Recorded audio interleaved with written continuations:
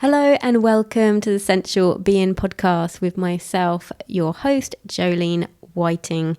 I have been a pole dance teacher for nearly 20 years. I'm also a yoga instructor, and my favourite pastimes are connecting to my own sensuality, connecting with the world, and connecting with animals as well.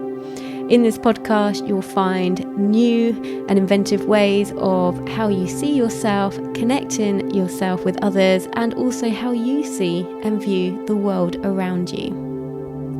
In this episode, we are going to dive into the term finding yourself and also have a little look at some things that have threatened my own identities. Enjoy.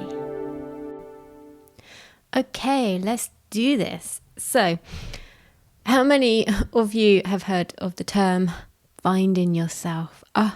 Find yourself. A lot of the time I've heard it growing up as in like, you take a year out from like between college and uni to find yourself and go traveling. You can find yourself in a whole manner of ways. So they say. But I'm never so sure about things like this. So find yourself. That seems so big and so idealistic. Oh yeah, I want to do that. What the hell does it even mean? And I feel like it's one of these big things that's lost all meaning. And I'm not completely on board with it. Surprise, surprise. So it seems it's too big. It's way too big. And also, I sort of think it's a bit scary to think, what's going to happen when you do find yourself? What about if you don't like yourself? Oh my God. And then that makes you not want to try and find yourself. And I like to keep it a bit open. So I think find yourself kind of means it's done. Like once you found yourself, you're done. And the thing that I have found, that the more you find yourself, you're never done.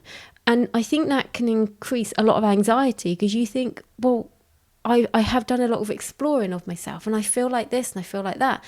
Does that mean I'm done now? No, it doesn't. So I really find that we can just keep on evolving. Yeah. So never think of it. I don't think of it as you find yourself. Think of it as evolving.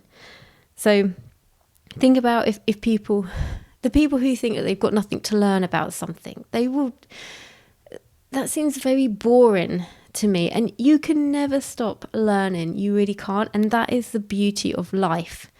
So, I mean, I've been doing pole dancing for 20 years now. And I love learning it. It's so amazing. I will never have learned everything because everyone has their own take on how they do it. So I've been doing it now for 20 years, but there's still so much more.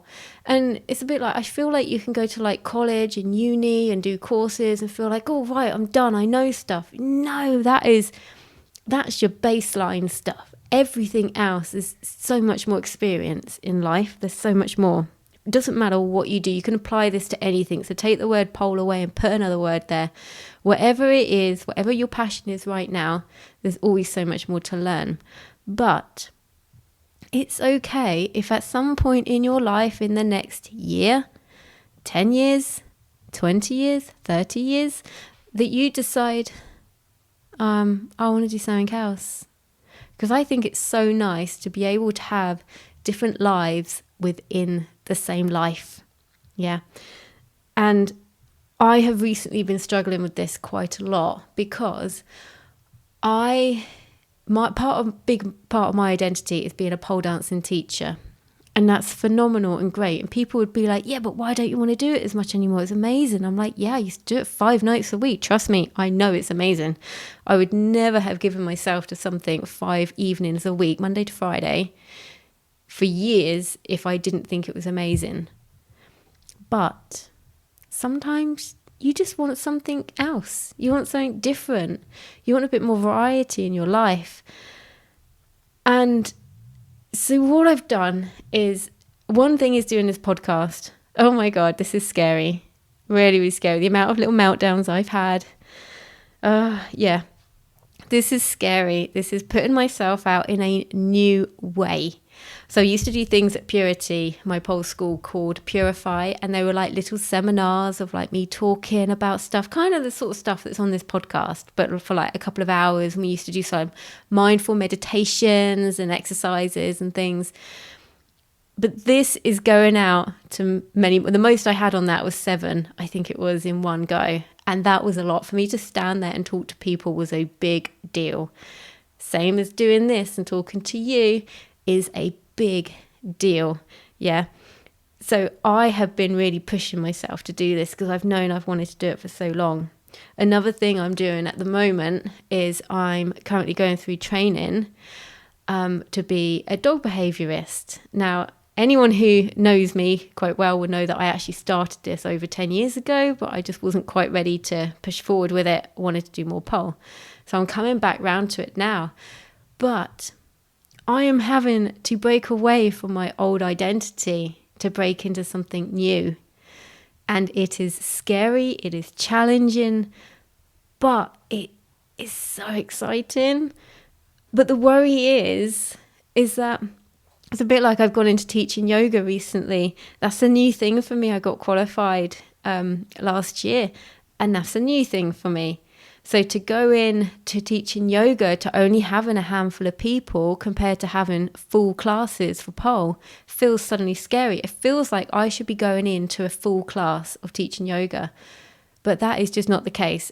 One thing, I'm actually quite glad about it, because I was so nervous on my first class. If I had had 10 people in there, I would have been so much more nervous than I already was. Trust me, I was nervous enough.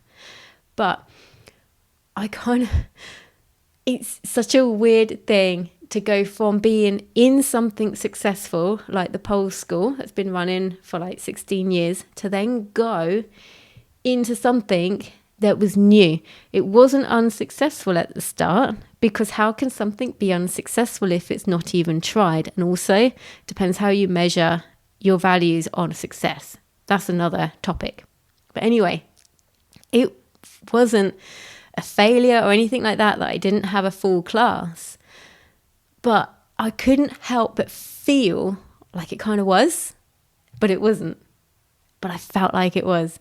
It felt like this big kind of like, oh, people be like, oh, I thought it was fully booked. I'm like, no, this is a new thing. And what people don't understand is that it is a new thing. It is allowed to be new. It's allowed to be fresh. It's allowed to grow.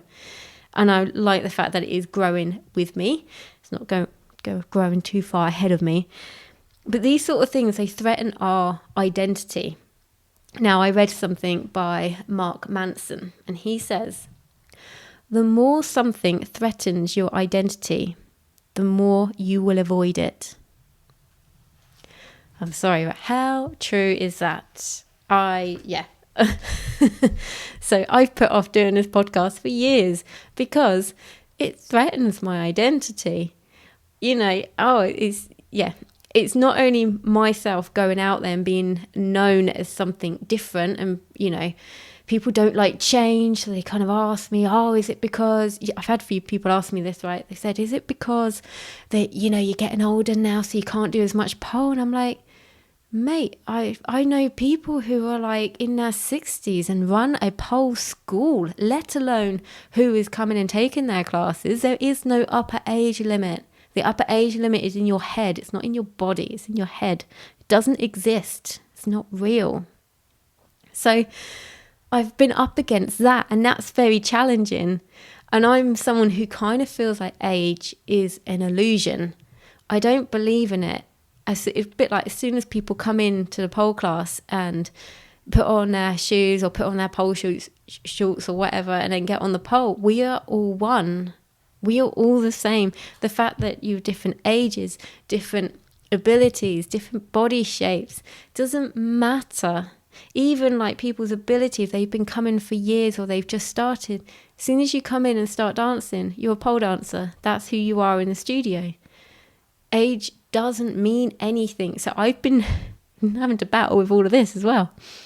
So when you're doing stuff that threatens your identity, you will try and veer away. And it doesn't matter even if it's good stuff. You hear a lot of the time, I've heard this before about new mothers, and they've had their children, and then they're like, I don't know who I am anymore. And I'm like, you're still you, and there's more of you, and it's okay if you don't feel all the old you that you used to. You are in this moment, being this person in this life. We put so much on, like looking back, wishing we had this body, wishing we did this, and now I wish I had this more time. It's all about being in the now. I don't know if you can hear that. It's my dog having a little moment of being in the now. He wants his food.